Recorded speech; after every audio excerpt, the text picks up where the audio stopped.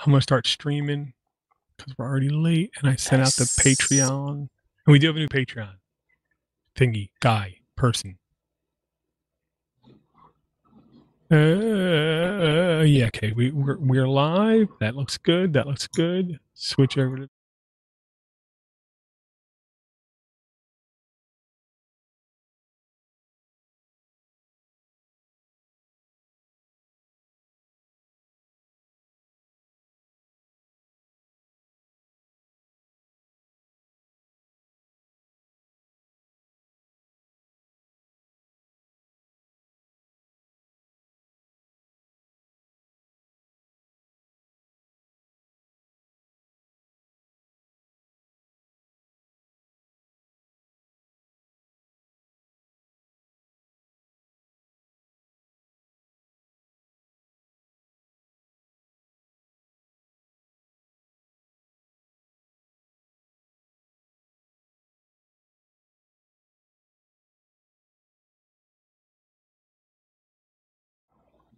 Hello, mini PCers out there over the interwebs. Welcome to episode 61 of the Mini PC Show. And Brian, how the heck are you?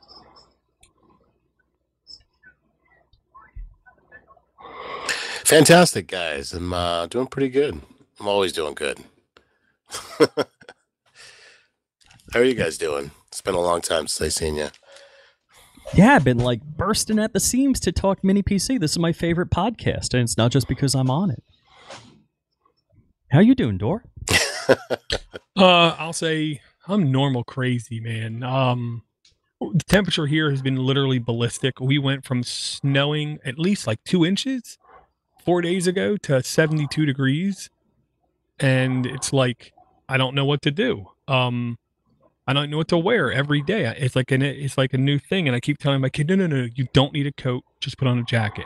What are you talking about? So I finally convinced him. Then he put on a jacket, and then he came home and he said he was sweating. So, yeah. Yeah, that's kind of like Florida. The indoors, say summer in Florida, the AC in a restaurant or a mall or whatever, it's like 60 frickin' degrees. Or at least it feels that way. But outdoors, it'll be mid-80s and, you're fine. So I witnessed that very thing 2 weeks ago in Podfest or Orlando. Every single restaurant we went into, I swear it was 60 degrees except for one, which was BJ's Brew House, where it was literally like 74 degrees, and it felt perfectly fine. So is there a new door-to-door geek talking about the adventures in Orlando? Well, I mean, I went there. I had fun. Aha, there is DDG 11, Podfest Orlando. I'll have to listen. Yeah, I went down there. I had a fun. Technically now, I am a award-winning podcaster, but it's not for a good reason. Did you give yourself an award?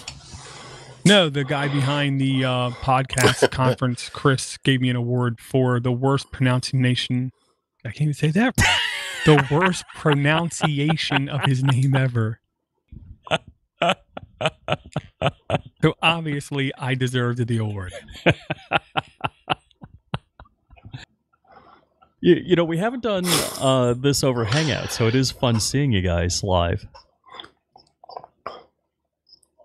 Yeah, I'll just put it like this. And I know Rich has heard me say this at least once.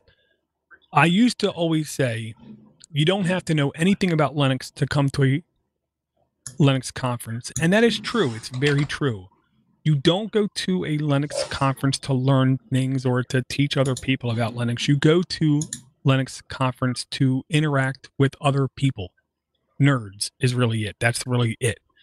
Podfest Orlando is more true. You don't have to know anything about podcasting to go there and be a normal person and have a hell of a lot of fun, because literally 80% of the people I talked to didn't even have a podcast. 80% of them said, I'm going to launch one next week. I'm going to launch one next month. I'm launching one in May, but they didn't have any yet. So when I say you don't need to have a podcast to come to that event, I mean you do not need to have any podcast to come to that event. Oh, cool. Yeah. And yeah, I don't know if the people know what's going on here, but Orlando's 2.5 hours north of the Hughes Compound Southern Command. Unfortunately, I am currently 19 hours north of the Hughes Compound Southern Command. So Dor and I traded places. He went south, I went north. Yeah, because trust me when I tell you now, Rich, the only thing that would have made that weekend better would have been if you would have been able to stop by and I could have bought you a steak dinner, because there was a couple good steak places right around the corner. Well, I always enjoy drinking with a Dor, and better yet if it's with steak, so. Yeah, and I am looking... Steak, meat. Yeah, I know. Good meat beef. There was an event that my buddy Jonathan did tell me about up in Cambridge, Boston area. But I think I just missed it. I don't think it's coming again until for like another 10 months. So I'm going to try to find out when that is, Brian, and I'll let you know as soon as possible. Okay, one of my fun conference memories was you and Jonathan at NELF, like I guess the last NELF. I don't know who was drunker at what time and who was leading who around, but the two of you together were just way fun. Well, I have no problem saying he knows that city better than I did with being able to see.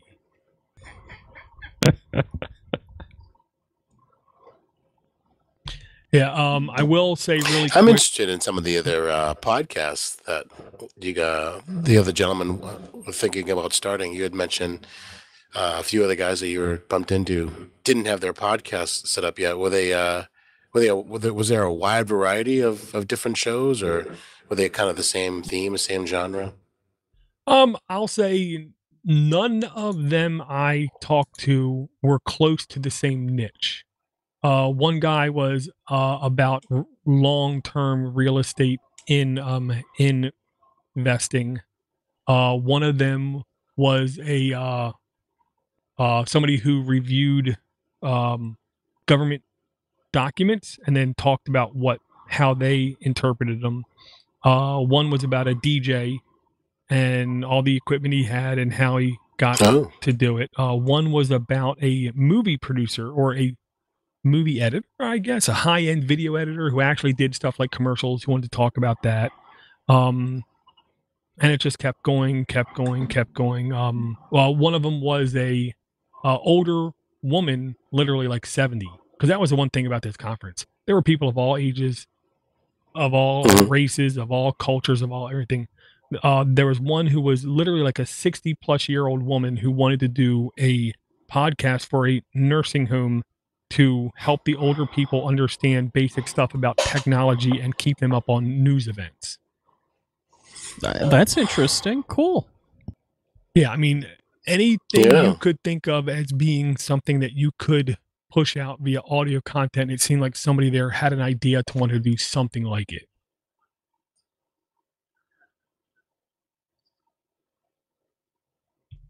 Yeah, it was a hell of a lot of fun. That's interesting. I already can't wait to go back next year, to be honest.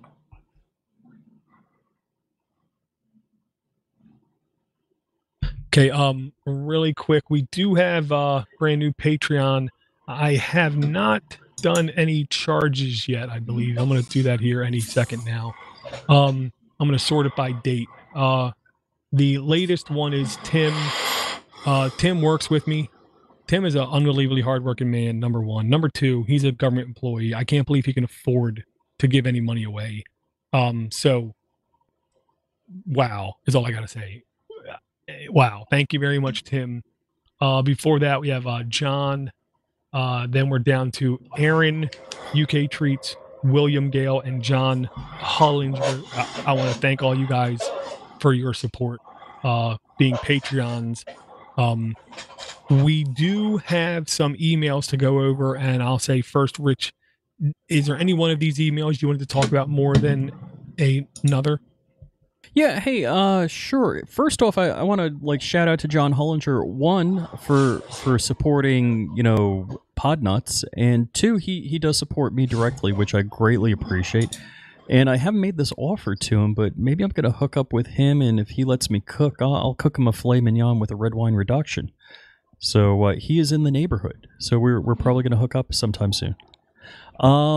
In as far as emails, the one about, let's see, Guy was talking about, where was he talking about doing Pies as like Pi top devices or for a classroom, and he wanted time sync?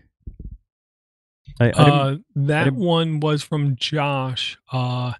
He does, and I don't even know how to classify it. He does the kind of work that we all hear about on TV, but he goes to other countries and helps sets up environments for education. Yeah, that one was email was titled Raspberry Pis and Such. I'm still dragging through here to find it.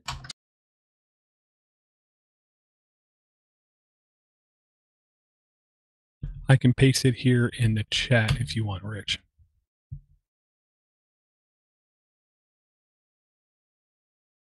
Just found it. Okie doke. So I'll read this one. So Josh says, "Hey guys, everyone's doing well. First off, let me say that I'm really enjoying listening to the show. There is great banter, even some useful information." And I'm like, we give some information too? Dor had mentioned a project that I'm part of a few months back called Internet in a Box. Right now I'm working on developing a version of it for Myanmar. Okay. As it will be heading there in March to deploy 2 computer labs in rural schools that we built. Okay, that we built. I don't know if he means the schools or the labs or both. The entire lab consists of offline content, Internet in a Box on a Pi 3, 10 to 20 Raspberry Pi client machines. My question for anyone in the show listening to this, does anyone know of the best RTC, which is real-time clock, to use with a Pi? As these are offline, it is beneficial to have a method of timekeeping. We set up a computer lab about a year ago, and we used some cheap DS3231s. DS is Dallas Semiconductor. I forgot who they were bought by. They were bought by somebody, Microchip, I believe. And RTCs, which is real-time clock, from AliExpress using the Podnutz affiliate link, of course. Thank you. And the results have been very spotty with these, however. As this is an all-volunteer donation-driven, price needs to be kept as low as possible. Here are a couple of links for the project and the charity I work with, if anyone is interested. And I guess we ought to put that in the show notes, right? We accept donations, and as well as if anyone has any spare cash for donating heaps of cash to the show and Podnutz Network. Well, that's very nice. So, I kind of addressed, we had a couple of emails going back and forth about the real-time clock, and I don't know if everybody knows this, but modern computers, like your modern desktop computer, even your laptop, but I know modern desktop computers for short, you have a CR2023, which is a coin cell battery, and believe it or not, they're rechargeable. So if you have one that goes dead, you could actually recharge it if you wanted. And the important thing about that is when your computer is completely powered off, unplugged from the wall, there's a real-time clock that's running off that. And that keeps typically keeps your BIOS settings also. So let's see, I'd have to look, but I know definitely on the upboard, there's a little coin cell shrink wrapped and wired into the upboard to power the real-time clock. And I'm guessing also in the up squared, which I've got running right behind me, but it's in the printed case, so I can't take a look. So there's a couple of issues with real-time clocks and how we do things and how data is provided for that. So I'm going to scroll down so I can read my replies. So first thing I suggested is instead of setting up real-time clocks for each machine and worrying about syncing them, if you set up NTP as a service on the machine, so you have the Internet in a Box Pi 3 and you have that as the NTP, that would help you out. And so then he was talking about, hey, how do I get the clock for the NTP? And I suggested, well, GPS always has a clock, get a GPS module. And then he's like, well, GPS modules are expensive. And I found a number of links for cheap GPS units. And the other thing is, I'll tell you what, I hate waste of any kind. And I have every phone I've ever owned, every cell phone I've ever owned. So your cell phone, you've got a GPS in there, and if you had an old cell phone and a way of hacking it together, you could use that as a satellite-based real-time clock because the GPS signal has the time encoded in it. So I think we closed out. The cheapest thing I found was like a $9. Oh, yeah. So the SDR radio that I use for the PiAware, which is SDR, it's a TV tuner dongle. So USB TV tuner dongle. And you can do a bunch of different things because it's software-defined radio. You can actually tune GPS with that. Haven't done it, but it's possible. So I had a couple of links for that. So it's possible you could get away with, doing a real-time clock set by the GPS, so it's crazy accurate for about $9. Yeah, I'll say, if all the computers are local to each other, then you can do the NTP server thing. But he didn't specify, and I'm afraid these computers aren't physically close to each other nor on the same network. So I just keep thinking about a small little daughter board and a battery is probably, I would think, the most economical solution if they're all separate. But if they're close enough, I like the idea of having one communication channel out just for GPS to set the clock, and then having the NTP server on the main one, and just during boot, going to that server and getting the time, and then bang, it should all be synced. So he said 2 computer labs, and he said Internet in box on a Pi 3 and 10 to 20 Raspberry Pi client machines. So it does sound like it's a client server setup. Because I read quick, and I read what I want to hear, or I hear what I want to. Anyhow, however that works. So yeah, I always want to make sure I'm correct. I always try to read something when there's specifications several times to make sure I got it right. Yeah, so this would be a good case if you don't want to use another Raspberry Pi, even if it's a Raspberry Pi Zero, you could get something even cheaper like a Nano Pi Neo, like a $6 one. Connect that GPS module to it and just use it as an NTP server, syncing all the times up. I think that would probably be one of the best cost-effective solutions, because $9 for the GPS unit, $9 after shipping, I'm going to say, so $18 total dollars. I think that's a fair price. Well, I was thinking his Pi and Internet in the Box Pi would be the NTP server also, but you just have to put it close to a window so it picks up the GPS.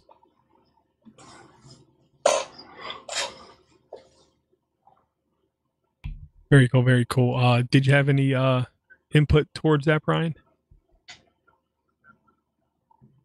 No, I don't. I was actually kind of thinking along the same lines. I think that using the phone idea is a pretty good solution, especially if you have an older phone that's not being used at that time.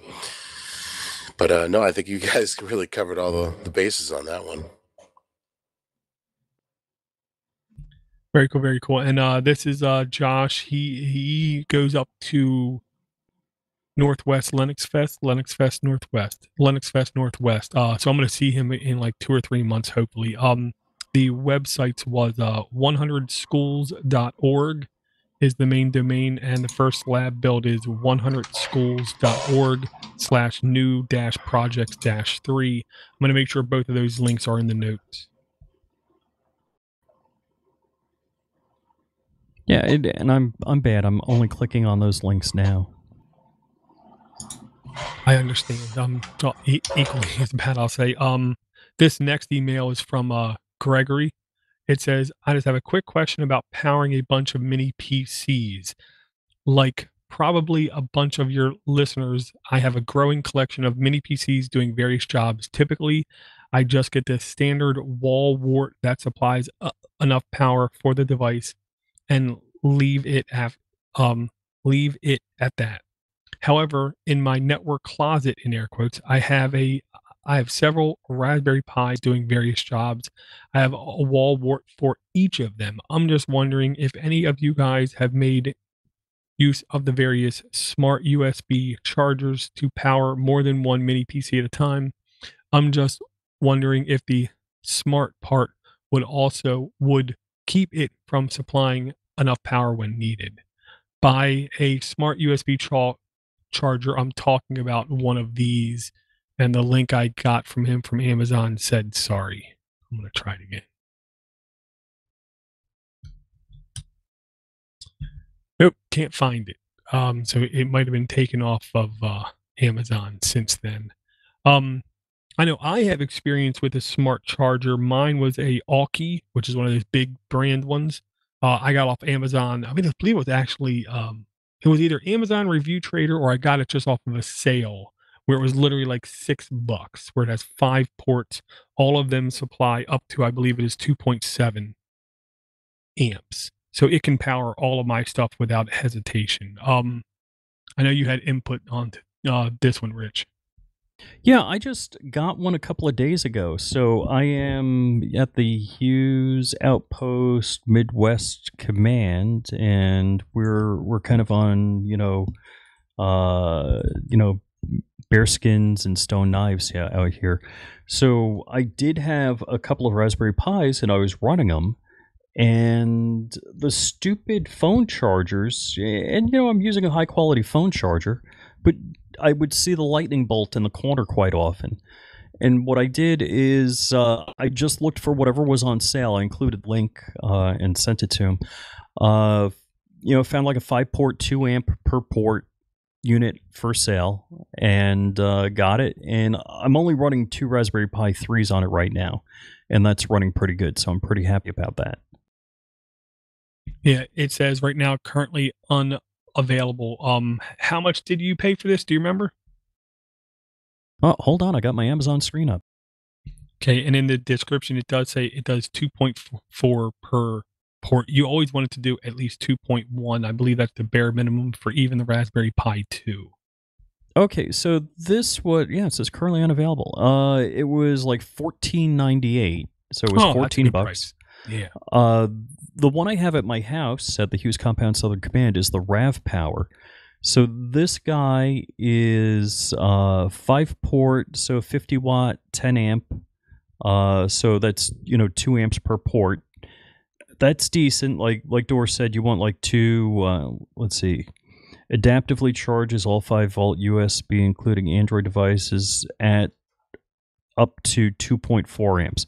I'm assuming if you have 5 devices pulling 2 amps, that's the limit. You're not going to get 2.4 out of all of them. So if you don't use all of the ports, you're going to have extra amperage kicking around. So I can't say, hey, run 5 Raspberry Pis off it, but I can say 2 run fine. And when you think about it, if you're buying something for $15, where I don't know what a USB wall wart cost, but if I could run 3 or 4 of them off it, I'm pretty happy. Plus only using 1 power connector, so depending on what kind of closet you have going on where you have your stuff, and the bird's getting aggravated here. Yeah, that's what I like. Anything Alki or Rav Power, in my opinion, is a good buy. They don't seem to be overpriced, and as long as you make sure they supply at least 2.1, my logic is I always try to get at least 2.1 per every port. If it says the total amount of amps on the whole device, and then if I divide it by 2.1, you know what I mean? I hope I come out with that number of ports or more. Early on in my buying, I did buy one that was lower, and yes, it had like 4 ports, Rich, and I could power, I think it was 2 Pis, and then when I tried to do the third is when I started getting the lightning bolt up in the corner, and that was literally like a $3 one. So all I had to do was upgrade to the normal quality of one. Yeah, the power is definitely an issue with the Raspberry Pis, and I would tend to go for a better quality device. And I do have a tendency to go cheap on stuff when available, but that you probably want to go, find something decent. Right. Now, how much would you spend normally for something decent, Rich? I just closed my tab because the device I have at home is the Rav Power, and any Rav Power product I've been very happy with. But that I think I picked up on a sale last time. Yeah, I'll say if it's 4 ports, I don't want to spend more than 20. If it's 5 ports, I can see going up to 25, maybe. If it's 6 ports, I could almost see spending up to 30. But I rarely see more than 5 ports on these that have enough amperage to power them all up. So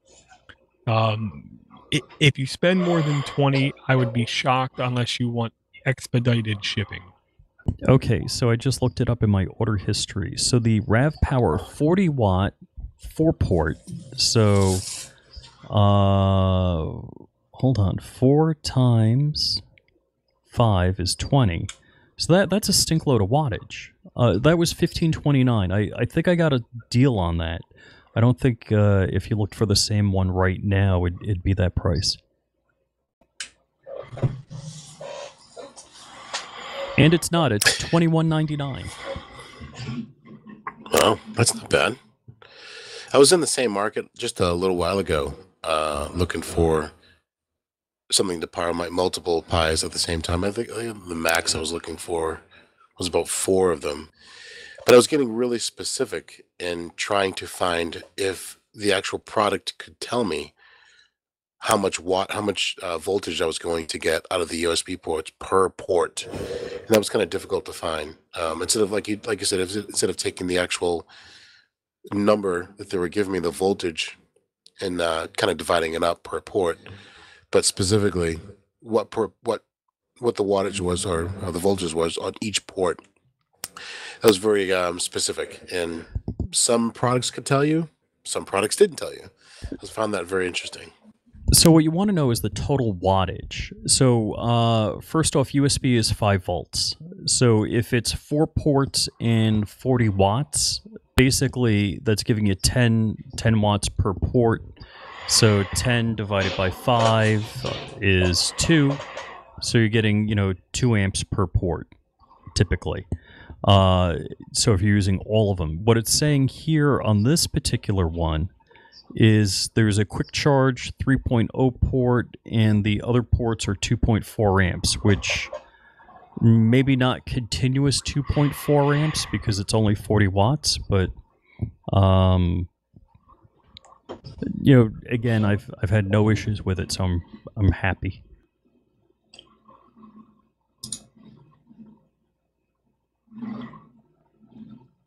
Very cool. We have one more email if one of you guys wanted to read it from Tim.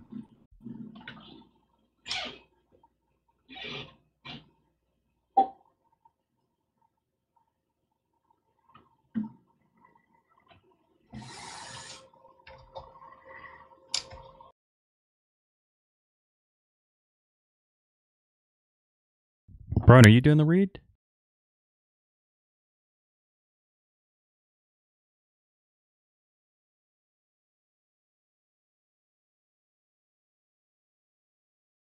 Does Brian hear us?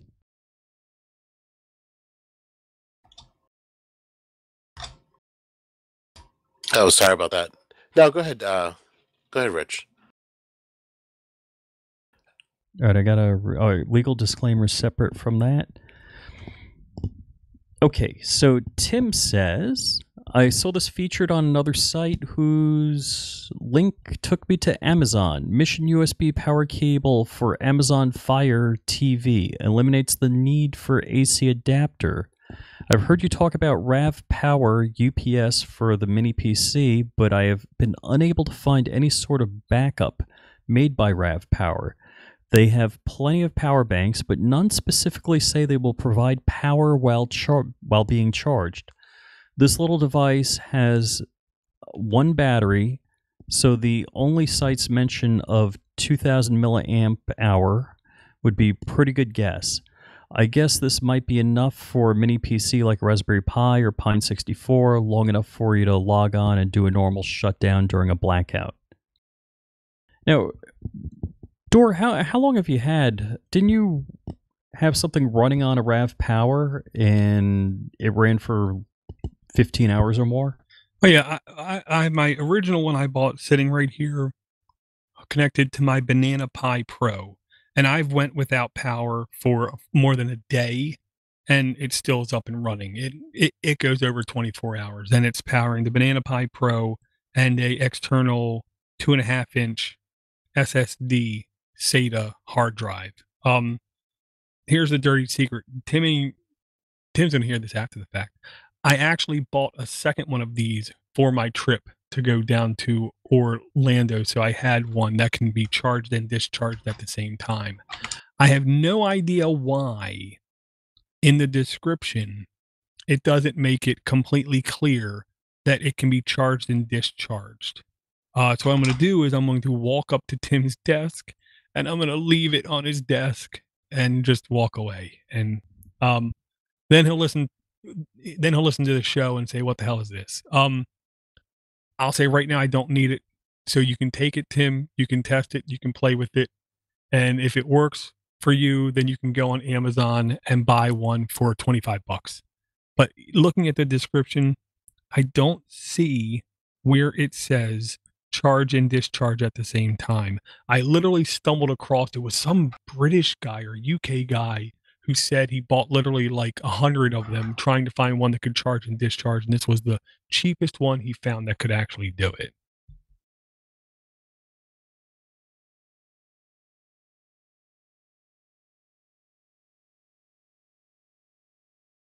And yeah, I mean, it says it has iSmart technology, which isn't it. It says MCU, control and stabilize current output, enable up to this consistent current output during charge. Okay, so here's where it says MCU, control and stabilize current output, enable up to 2.1 amp / 2.4 amp consistent current output during charging, or 4.5 amp total charge. So it can output 2.4 at the same time as it is charging, so it's stable with my Banana Pi Pro, and it can do both at the same time. So that's how I got what I got. But they don't say it right to make it naturally discoverable if you search Amazon. Yeah, the Rav Power is definitely like I got one right now because Green Bay is such a nice town. If I called the airport, they'd probably be like, "Oh yeah, we've had in our lost and found forever," you know. But yeah, you know, they're not going to pay to ship it to me, so basically it's theirs if they want it. Yeah, when the checks start coming in, I'll probably pick up another one, just to have it around. Yeah, it's my go-to. I have the second one. I really only need one is my logic. This is like pro induction and test and development. Development, you don't need battery backup on. If I'm in the middle of development and power goes out, oh well. But production, I would like to keep up and running. So I'm only going to use it on my main Pi device. And literally, they're less than $30 or $25. If you are running a server on a mini computer that you need to have up for a reason, I do. Other people rely on this server. I have other hosts on the network who rely on this server as a way to sync data across without having to put it on any kind of public cloud infrastructure. Instead, you put it on Door cloud infrastructure. So I need it up and running all the time. They don't know when my power goes out. I have people in different countries who use it. So I need it up and running the whole time. So to me, $25 is a no-brainer. Hey, you know, speaking of power up all the time, so the data center in a drawer I have has a UPS, and I ended up putting larger UPSs on everything. And what I ended up doing, and so this is a question for Brian, I had a distribution amp for the cable in my crawl space in my attic, or the rafter space, and I put the UPS on that because I did notice when the power went out, even though everything was powered, I would lose internet connection. And and I'm guessing it's because the distribution amp wasn't powered. Is that so? Is that how it works, Brian?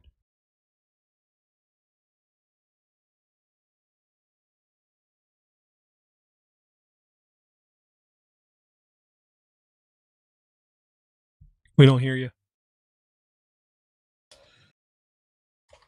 Can you hear me? Yep.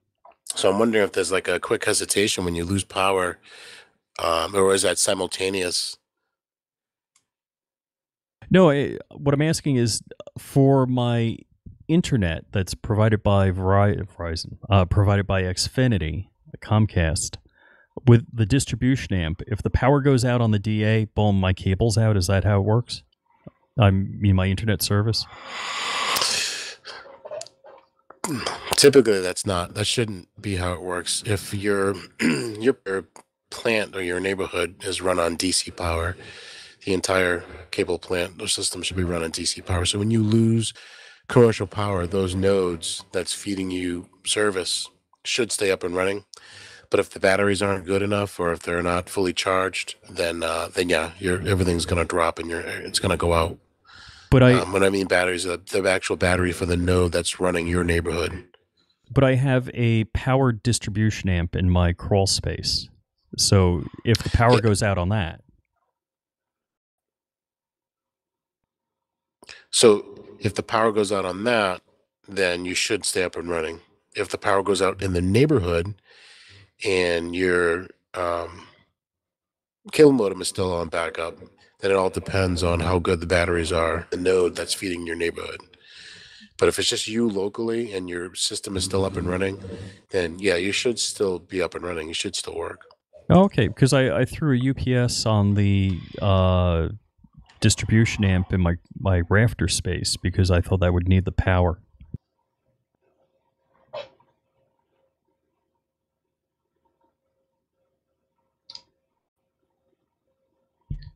If I'm understanding that question properly, are we talking about actual commercial power or actual RF power? No, commercial power.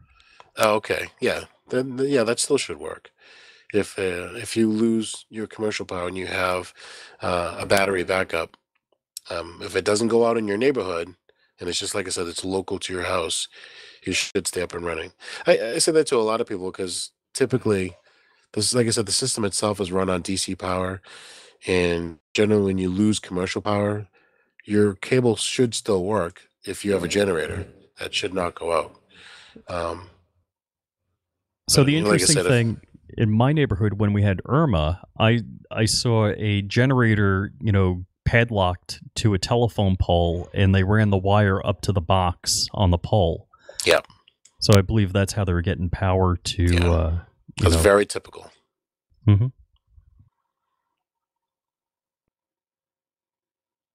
And they had a guy there babysitting the generator. Yeah, that's very typical. So when, like I said, when those batteries aren't when the batteries that are feeding those nodes that aren't good enough, you'll have a generator truck that'll roll by and keep that going.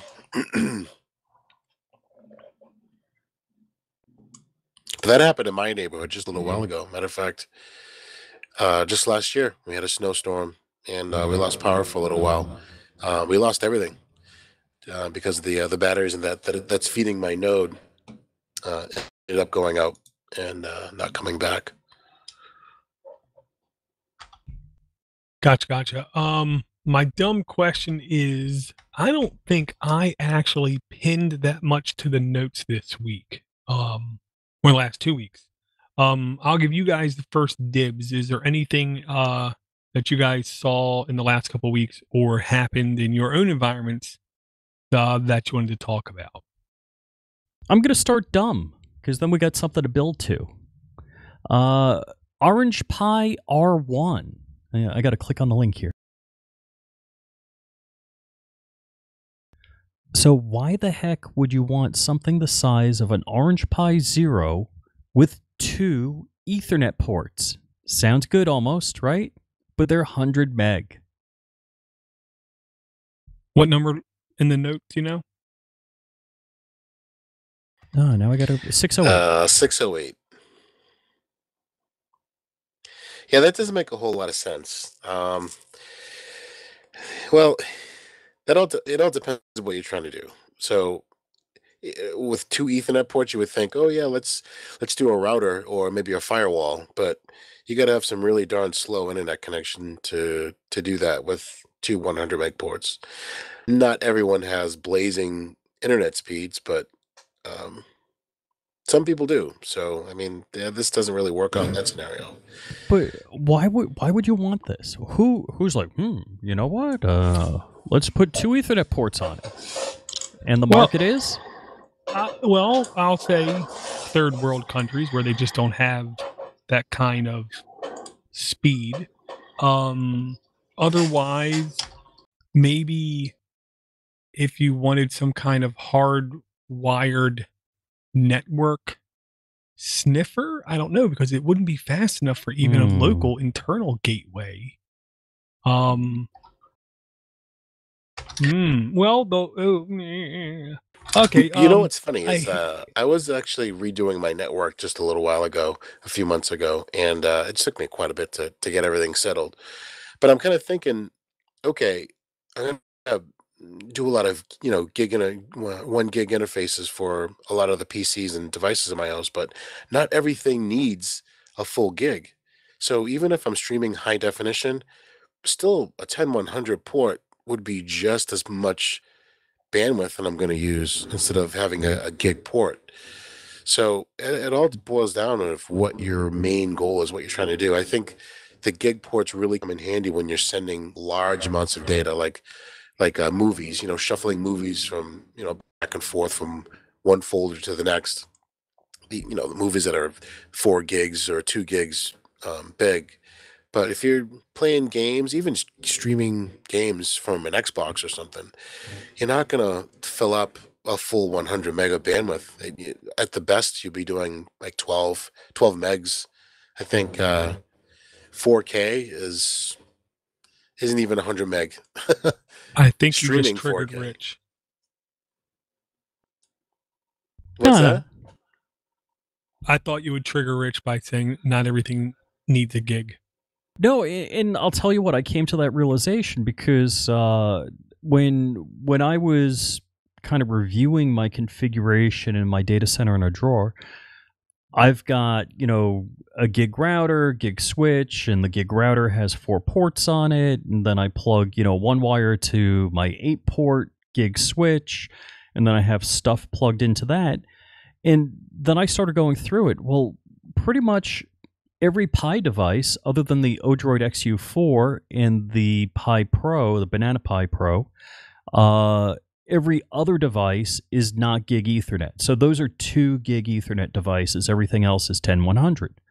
And then in the data center in a drawer there, I've got like an Orange Pi 0, a Pi 3, or 2 Pi 3s. I've got my Vonage, a couple other things, and they're all 100 megabit. And I'm like, crap, I'm going to bust out one of the 100 megabit hubs. And in fact, I said to myself, if I'm near and I didn't do it on my last trip because I did venture towards Detroit, where Troy, Michigan, in that area, and I did pick up a Pi 0 W for $10. And I said, you know what, if I'm in the store and they've got an 8-port, 100 meg switch, I'm going to pick one up for all of the slow devices on my network. Right. And I can think of one legitimate use case for this device. Okay. It has 2 NICs of 100 meg, 110, but it also has a Wi-Fi adapter. Now, I don't expect the Wi-Fi to be great, but hypothetically, I could have it set up as almost like a bridge or a extension to my network to where hypothetically out in the shed, I don't get wired internet, but I have 2 things out there that don't have wireless on it where all they have is wires that can come out of them. I could take this device, set the wireless part to connect to my internal network and then be its own DHCP kind of thing and give out wired Ethernet to 2 devices. I mean, that's literally the only kind of truly fundamental function I can see for this little device. And I'll say, here's my only worry. This is an Orange Pi. Everything is really close together. And Yeah, this they always run hot. and they run stinking hot.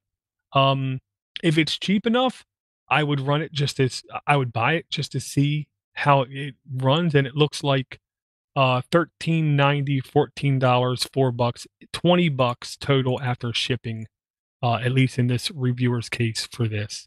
Um, if you need two Ethernet NICs and Wi-Fi on board, and that's your requirements for a project, then I guess this makes sense. But I don't know of any normal use case. Okay, so the other use case you could is like WISP, so wireless internet service provider. So maybe you're picking up the hotel Wi-Fi or something like that, and you wanted to share it out to some plug-in type devices. That you could do. True, I didn't think about that. And this does only have one Ethernet chip, it says on the board, if I look at this board right. So that's why they're only 100 NICs, because they only have one chip on board to handle the networking. If they had 2 gig, my guess is you would never even get close to a gig speeds on it. It uses micro USB for power. To me, the real limiting thing is only 256 megs of RAM, which makes it sound more like an open WRT or DDWRT type device instead of a full-fledged computing device. Yeah, and again, other than a hotel type situation, that's kind of a tough niche. And by the way, I picked up at Micro Center, I think they're Tenda N300. It's got 4 ports on the back. One's the WAN port and 3 LAN ports. And I think I paid like $9.99 when it was on sale. So I've got a thing with a power supply, a case, antennae, the whole shooting match, and it does the whole WISP routine for me. And that's part of my geek bag when I'm on the go. So yeah, paying 20 something bucks to roll your own without a case, without a power supply, without blah, that's a tough sell. Yeah, I'll say, to me, the only thing that actually caught my eye this week and got me a little giddy. First, I'll say just a little update on at least my usage of the Rock 64. It's working fine. I'm using it as a third desktop in my streaming setup. I have my main rig where I connect to all the other hosts. I have my second desktop. First one is my 7-year-old laptop. The second one is my desktop that's doing all the streaming for it. And then my Rock 64 is showing me the status of the stream. And if we have a live chat going, I can see that. I'm really liking the Rock 64. The Rock 64 has a USB 3 on it. So I'm going to see if I can use that for something is my logic. Because all I ever do is come down here, tap the power button once, let it boot, do the updates, run the browser, load the page, watch the status of the stream, and that's it. I want to do more with it. This is a very functional computer. I need to use it as such. So I'm going to figure out how to use that a little bit more. So far, this is really good bang for the buck. I'm not going to say it's o-droid XU4 level of competency, but for a total price, I want to save just under $60. I think it's a great price.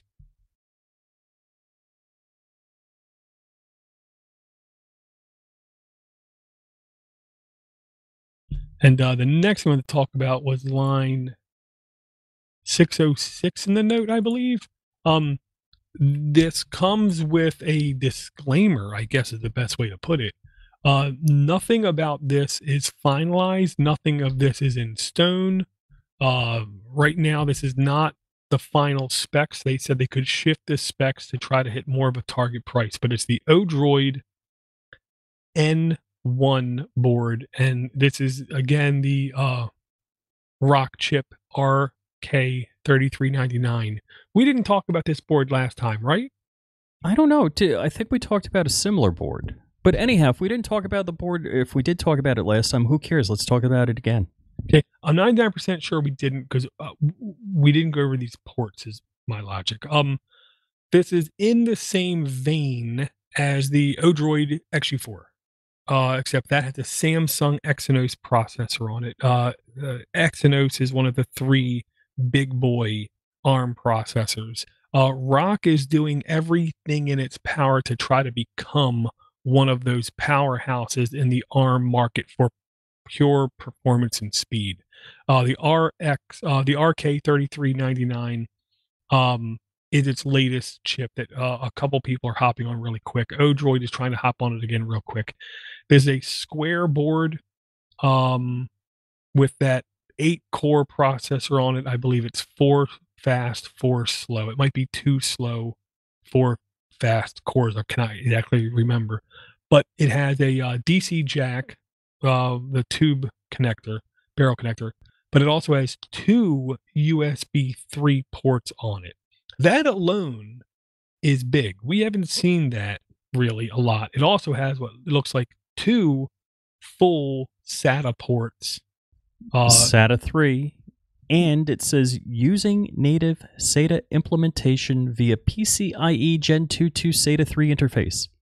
Yeah, and now what that means is you're not going to need specially tweaked drivers to get the SATA up and running, which should make development easier and development cycles easier for them when they're doing the OS for this. I don't know how easy it is to do the processor because that's going to be the hard part, which we will know as users very quickly after this board gets launched, 3 weeks, 6 weeks afterwards, how many other people are posting their own versions of the operating system, tweaked for this or tweaked for that. This is the best way I can put it, a beefy low end board, and by low end I mean price. Their target is to be less than $100, but it looks like if they go with the 4 gig RAM version, I believe it was like $120. Either way, the announcement looks like it either is coming or was just made. This is the board that I can see being a desktop replacement like for at least 80% of the normal users out there. So, and I just want to cover what it has. I mean, I'm trying to think of what it doesn't have other than dual gig Ethernet. It looks like it doesn't have Wi-Fi. But what it does have, you got the 2 SATA 3 ports, you got 2 USB 3.0 ports, you got gig Ethernet, you've got HDMI. If it had double HDMI or double like gig Ethernet, I'd be like, holy crikey! This is definitely it's Pam jacked with everything you want. Yeah, and of course it has HDMI with 4K output. And it has physical buttons for power and reset. I'm sorry to emphasize that every time, but to me that's a big thing. Oh, and I forgot, I didn't mention eMMC. That like on my hit list, it's always eMMC, USB 3.0, SATA port, gig Ethernet, and eMMC is definitely, a big win. eMMC is a little expensive though too. I mean, it's worth the money. It is expensive. Yeah, it's one of those things. If you can afford to get as an add-on to a board, you will see most of the time a performance increase, as far as my experience tells me. Also, it also does have USB 2.0 2 ports, and the reason to me it has those 2 ports is, like you said, there is no Wi-Fi, but there's also no Bluetooth built on. So if you're a person that needs to have Wi-Fi and Bluetooth, then I highly encourage you to find the most open source friendly version of those things and buy them. I'm sure o-droid or Hard Kernel will have their own, but if you go on Amazon, you can find very open versions of those for less than like $6 a piece, so it's not really something you have to worry about being overly expensive.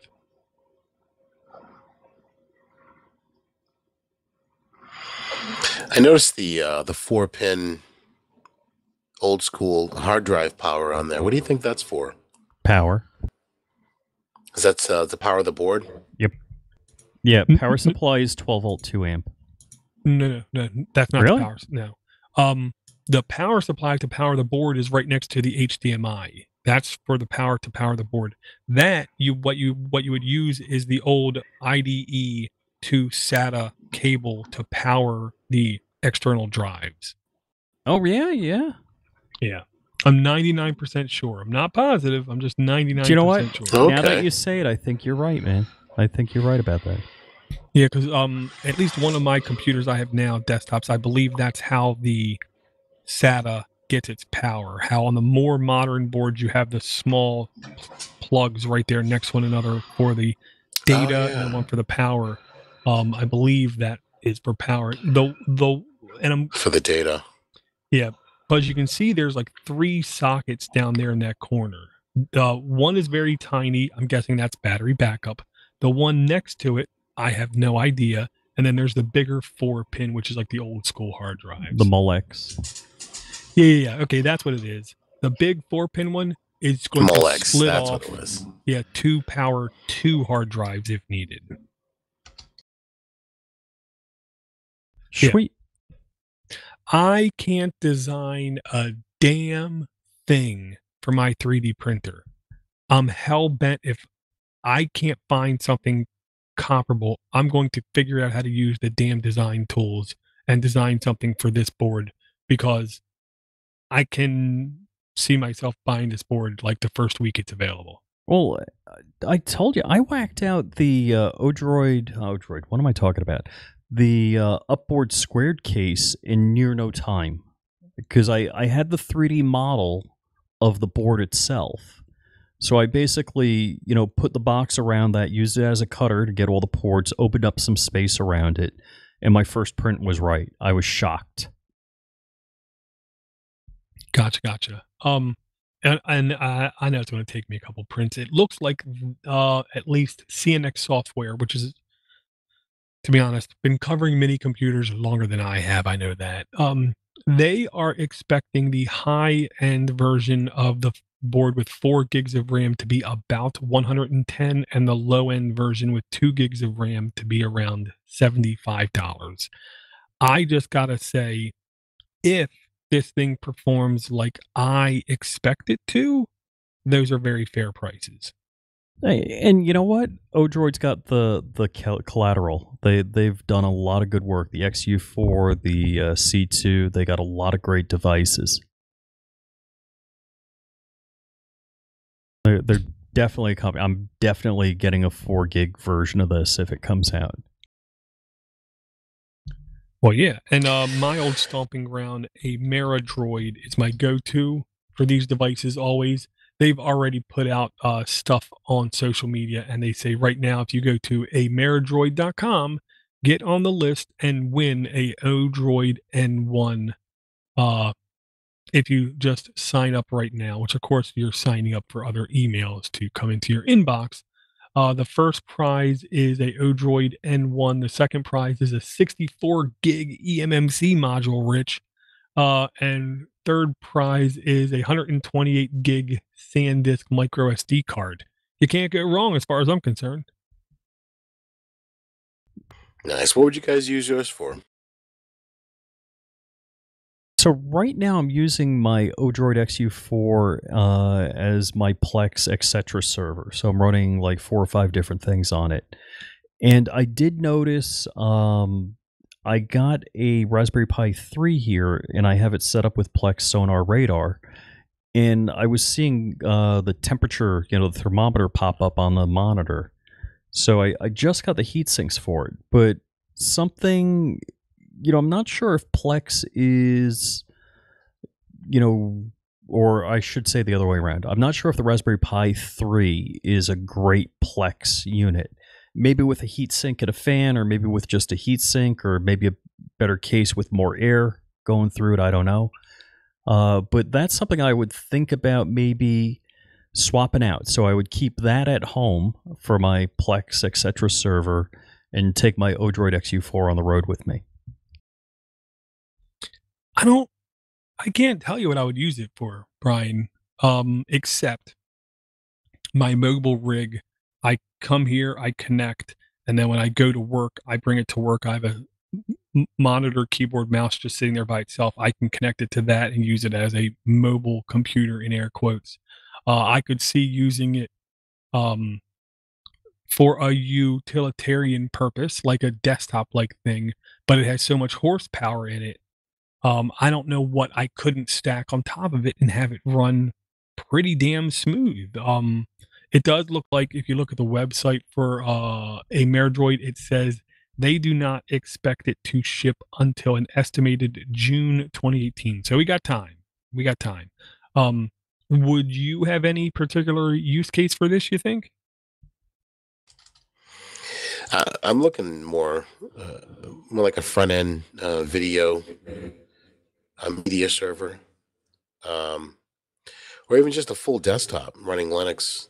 Yeah, I can't see running Windows on this, but yeah, a full desktop running Linux with a couple of SATA hard drives, SSD drives would be perfect. And that's exactly what I was thinking. I'm like, okay, a lower end desktop type device, and I'm good with that.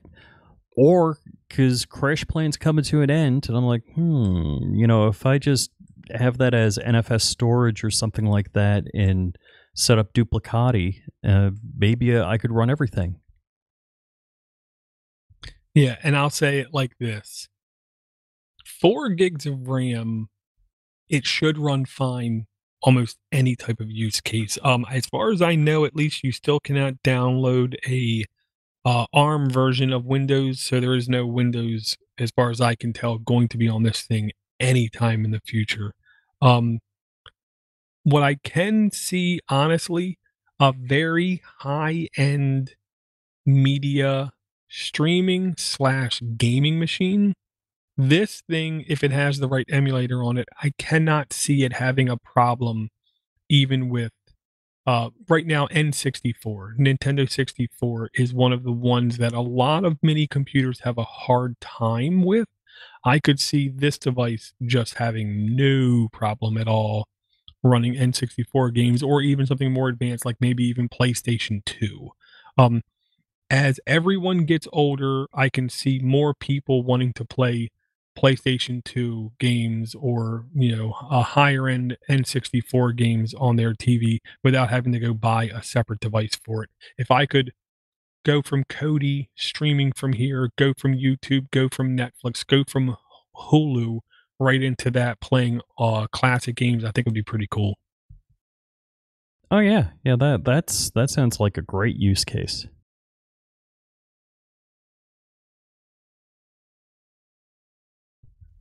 Very cool, very cool. Did you guys have any other links in the notes that caught your attention? I think I want to talk about Diet Pie a little bit. I'm not sure if they're up to 161 right now, but basically between 159 and 160, there's no upgrade path. So you got to nuke and pave, basically. Yeah. And there was one disappointment about Diet Pie. Oh, Orca screen reader. I had a really nice guy, Angelo, from Carolina, contact me. And here's the thing. I have a fair amount of experience dealing with blind users, Jonathan Nadeau, so I know sometimes they need assistance just getting things set up. Once you get it set up, they're fine.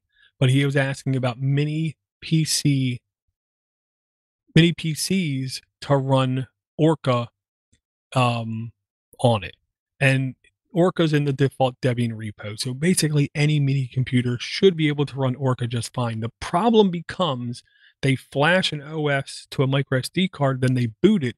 There is no Orca at first boot. So I told Angelo, if you decide to get the o-droid XU4 was to me the one I suggested for the best performance that you can get right now without a wait. Rock 64 is hard to buy. Raspberry Pi 3 is not the best performing device for the dollar. The o-droid C2 I actually ranked higher, and I said if you get either one of them and you need Orca to launch at boot, let me know. And what I would do is go download Diet Pie, download it myself, burn it to a card, put it on the device, boot it up, manually do an apt-get, install Orca, and then flash it back to an IMG file and send him that because Diet Pie has no Orca, which blows my frigging mind. That's DiePi has everything nobody needs, but something that a lot of people in this world would find very useful, they don't have. So I'm gonna gingerly ping them on Twitter and see if I can get a positive response back. Okie doke. So I'm on the DietPi Twitter site, and they say February 18th, 6.2 has been released. Now, I did set up 2 brand new DietPis, so I don't know if 6.2 is equivalent to release 162. I'm guessing it is, because I know I saw there was an update when I was doing the 160 install, that there was an update that came after it. The 2 Raspberry Pis that I have here that I was running 160 on, I have off right now, so I can't tell you about a multi-week test on any of this. The only thing I can tell you is I did save my script, the dietpi.txt, for the install when I originally installed the Plex server that I brought with me, which was version 159. That script did not run. Now, I don't know if it was a problem copying and pasting it from Google Docs back to the DietPi when I burned the micro SD card, but when I did hand fill it out, it worked. So I can't exactly tell you what was wrong, but it did seem to eventually work.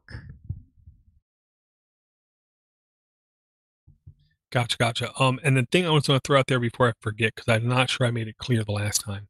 The o-droid XU4 is one of the mini computers that when I looked into it, it is not easy to put operating systems on the eMMC. The Rock 64, almost all of their operating systems I saw, you can download SD card versions or SD card for eMMC versions, which means you put them on the SD card, you connect both the drives, you boot it up, and it copies it over to the eMMC. On the o-droid XU4, that just simply is not the case. And because you can go to places like Lakka, Lakka, and download their o-droid version of the software, they don't have that kind of form or function. So I had to go off of Ameridroid, I believe is where I went, where I bought a very simple eMMC to micro SD adapter, and it was literally like $4. And all I do is I just pinch snap the eMMC onto the one side of this little mini card, and then just stick it into my regular SD card holder, and then put it in my computer, and it reads it just like an SD card. I burn to it just like it's an SD card. I put the eMMC back in the device, and everything just worked fine.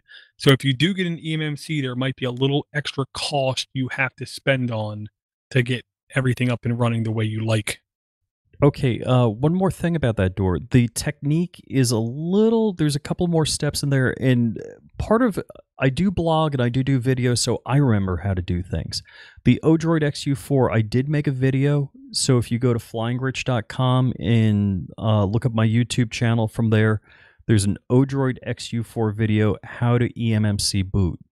Because if I recall correctly, you actually have to put the Android on, and then you can do another OS. No, not on mine. No, you just there's a physical switch on the side. I switch the eMMC. I take out the SD card. I put the eMMC on, and it just boots. But to get that onto the okay, I got you. Yeah, with using their version of Android to get it installed, you do have to do that. I don't want to say a trick boot, but it's kind of like a trick boot. You have to trick it into booting to one, and then it copies it over to the other. Correct. Using a third-party thing like Lakka, or I believe actually RetroPie, they don't support that. So you literally got to take the eMMC off, connect it to a computer by alternate means, and copy your OS on that way. Now, on the plus side, if I want to write any thing to an eMMC card, I don't have to worry about, is the pin in right? Do I have them both connected? Do I have to do this at a certain time? Do I have to do no, just pull the eMMC out, stick it on that, put it in a computer, burn to it. And I should be good.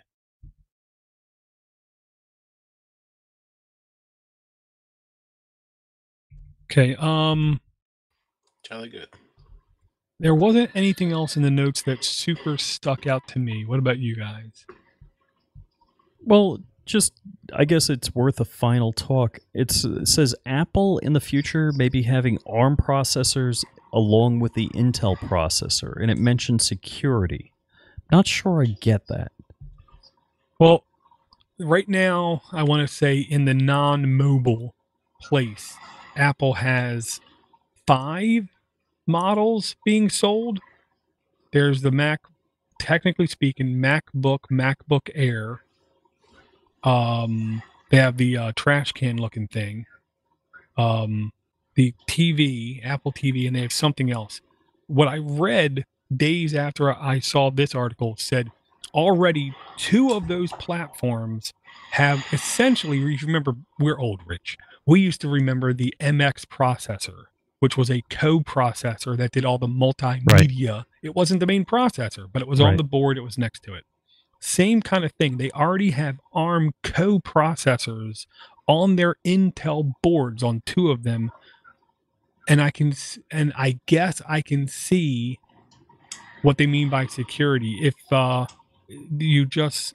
you saw the release of iBoot and you saw things like that, the way that they're doing certain security measures are not in like assembly firmware level code, but they're actually writing programs, embedded programs to handle a lot of this security thing. So the only thing I can think is they're going to handle it some way like that. I will say Apple does try to do more security before they get in trouble than other companies. So it wouldn't shock me if what they're doing is actually a smart thing that other companies will have to sooner or later pick up the same kind of thing. Okay, right. Yeah, there's a couple of chips that are different in an Apple motherboard. I know there's SMC and a couple of other things that happen during the boot, and that could be what they're using it for. Yeah, I'm not sure if it's beyond UEFI or it's just something in a secure boot kind of fashion. But I do know that everyone is going to have to do a lot more fist fighting to stay ahead of the curve. Because security ain't getting any easier. You know, last couple of months we've seen some really stupid bad things, and when quantum computing actually becomes real, it's going to be fun watching them all trying to figure out ways to stay ahead of that without it costing a fortune. So we're talking about security with these Apple devices. Is this something that's going to be running at boot or running on a consistent basis alongside with the OS? I'll say my guess is, knowing them, it's going to be running the entire time in the background, doing everything from DRM, digital rights management kind of thing, to high def copy protection kind of thing, and what's running on the computer, because Apple has at least publicly acknowledged viruses and malware and infestation and unwanted wear on their platform is a real thing. I wholeheartedly expect them to handle it in a more mature fashion than Microsoft has. And that might be part of their solution. That's kind of a good idea. I was thinking the same things along the lines of bringing the security a lot closer to the actual device from a network standpoint, and having something plugged in line with the PC, but having it on the board makes it even better sense with a separate processor all on its own. Well, I don't know if you remember, like 2 years ago, McAfee released like a almost like a concept car level device, and what it was it stuck in your IO chain. So between the motherboard and the hard drive, there was a device you would put in its place. It was only able to be written to by very secure measures, But what it did was basically everything going down the cable to the hard drive or everything coming off the hard drive, it would read. And if it picked it up as unwanted malware, virus, or whatever, it stopped it. And they said they can see a time in the future where you're not going to be able to defeat a virus from within the same operating system that it's running. So maybe they're trying to do this kind of side monitoring just on the board itself instead of in the chain of the hard drive. I'll say I find it almost fascinating when their code gets out for like iBoot and when people go back through it and they discover the simple yet elegant way that they are locking things down. It explains to me a lot why what they do in the realm of security is as successful as it is.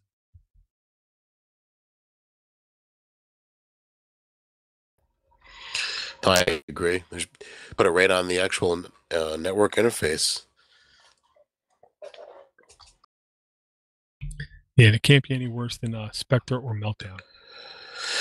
Speaking of security, I was perusing the interwebs and looking on Amazon, and I happened to stumble across a pfSense device that I thought was at a pretty decent price from a secure standpoint. So pfSense is a unified threat management utility. It's a software utility that you can download for free online. You can pretty much put it on a PC with 2 network cards, buy specific hardware, or a white box, they usually call that in the network industry.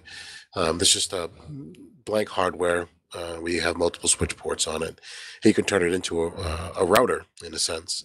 Well, this particular device is the Netgate SG1000, and it's a micro firewall. It's pretty tiny. I'd say it fits about the size of in your palm.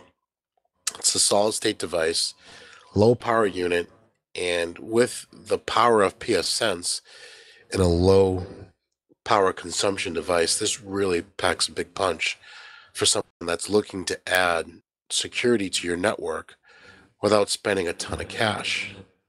So this is on sale for $150 on Amazon right now. And pfSense is a little difficult to use, I would say, from a novice standpoint, but there's a ton of information online on how to set it up, how to configure it, how to use it and things like that. And I recommend for someone who's looking to add some security without dropping a ton of cash, this is a really good piece of equipment. Instead of building your own, you can get something that's already installed and up and running. All you guys do is plug it in and go through the setup. Brian, what's the normal price on that? Is it like $250 or how much is it? For something like this? Yeah, I know I've seen this before, and I thought it was up there price-wise. I'm not too sure, actually. I haven't really researched the price, whether it would if it dropped or bounced around a little bit. This has been hovering around 150 for a little while. Because basically, it's a Raspberry Pi 3 sized board with 2 gig Ethernet ports. I believe it is an ARM-based board.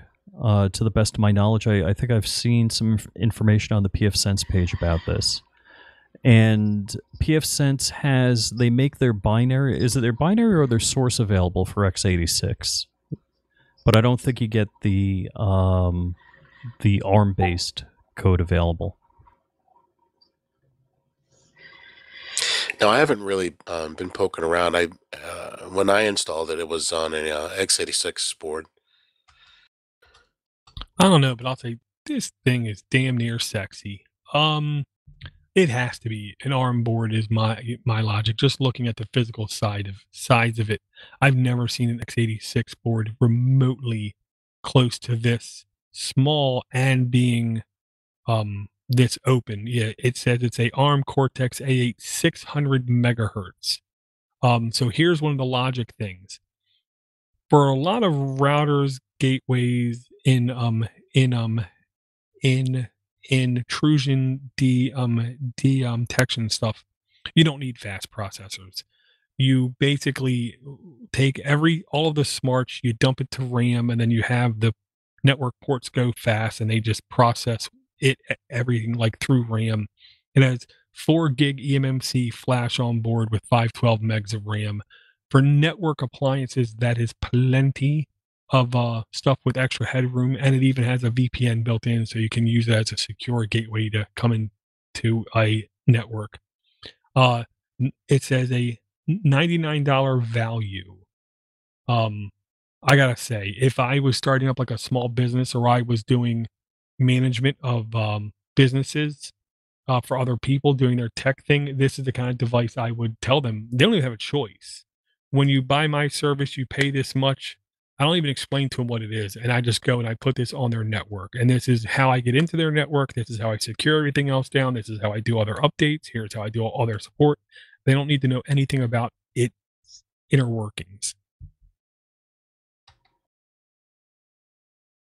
The main thing with something like this is when it comes to security, it's the deep packet inspection. So it all depends on how many users you actually have in the network, which will give you an idea of how fast you can actually send and receive data.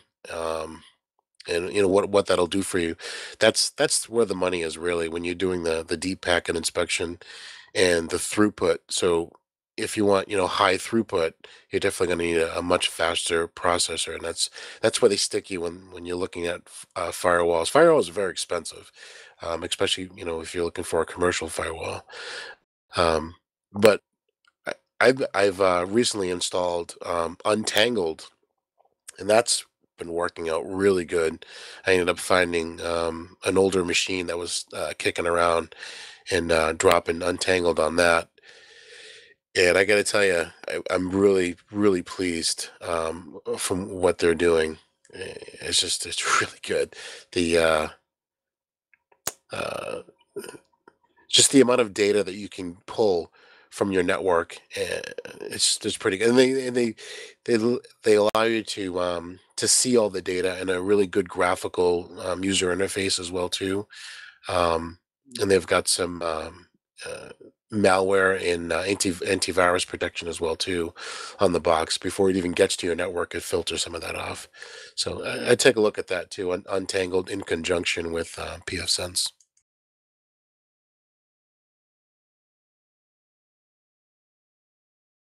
I don't know if we talked about Untangled before on the show. I was looking in the notes, I didn't see it.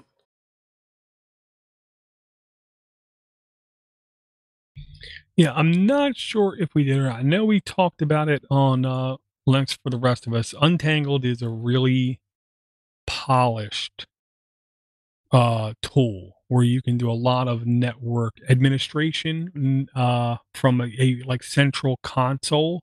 Um, it is one of the better looking um, all-in-one solutions I think I've ever seen. The free version does a hell of a lot. I know if you pay a little bit of money, you also get their support. So yeah, I'll encourage anybody if you need like one central place to do all of your network management, whether it be setting up FTP servers, SSH servers, logging users onto it, doing DHCP for everything, doing MAC address reservations, all kinds of network administration tools. You need to check that out because if it does fit your needs, if I remember correctly, it is well worth the price. Oh, 100% door. And even if you're not doing all those things that you mentioned, I highly recommend having a firewall in your house. I mean, a lot of people rely on their routers, and that's some it's not really gonna cut it. Especially when you have a lot of the smart TVs. I was just watching the news just a while ago, and we know that smart TVs aren't really protected that well, and a lot of those devices that are on our network, they're not they're not made for security focused. So they leave the back door open in a sense. And when you're adding a lot of devices on the network and things like that, if you're not careful, you can leave the front door open. So this is something to put in and have some peace of mind. It's not 100% secure, but at least you have some peace of mind. Very cool.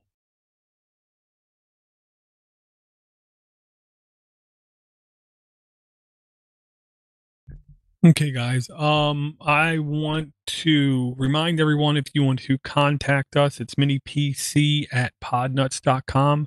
Worst case scenario, send me an email to mail@podnutz.com with minipc in the subject line. I'll make sure it gets out to all the other hosts. You can also leave us a voicemail, 7076-Podnut. I'm going to call that, make sure it's still working. Or you, the listener, could. We also have a Patreon over at patreon.com/minipc show. If you want direct access to this show as it's being streamed live, that is the easiest way to do it. You also get invited to our Discord server and or Mattermost server if you want to chat. If you cannot afford a Patreon and you still would like to watch this show live, just let me know. I'll get you on our Discord server or Mattermost server, whichever one you like. And I share the link out that way. Number one thing I ask everyone to always do and never forget is to support those who support you. Now is the perfect time of year, if you don't do it already, to make it a habit. We're all getting ready to get tax money back. School is starting to wind down. Major holidays are becoming over with. Stress should come down to everyone's life. Brian, is there any parting words you would like to say? May God be with you, and thank you for joining. Very cool. Rich, do you have any last words? Yeah, if you ever need any help with anything that's going on, you can find me at flyingrich.com. I've done a couple of Asus router videos and stuff like that, and a lot of people have been like seeking me out for information and tips on how to do the work, do the upgrades. Very cool. Very cool. With that, I want to thank everyone, and we will talk to everyone in about a week. And the first 11 minutes of the show, I wasn't recording in Mumble. So I definitely need your guys' files. Yeah, I put in the notes 11 minutes and 30 seconds. Oh, crap. I didn't record in Mumble either. Well, did you record your local audio? No, I did not. Well, then that sucks. Because I kind of asked you to. Crap. Well, we have completely craptastic YouTube audio to use then. Oh, man. And Berger in the notes, not in the notes, in the YouTube live stream, put this in there already. Somebody already put on Thingiverse, he said. I hate that damn crap. Oh, I get a 404 not found. Hold on. I hate the way that YouTube chat does that. It filters everything out. And no, I'm getting a 404. Okay. So Aaron said that somebody on Thingiverse already made the case for that o-droid. Oh, cool. N1.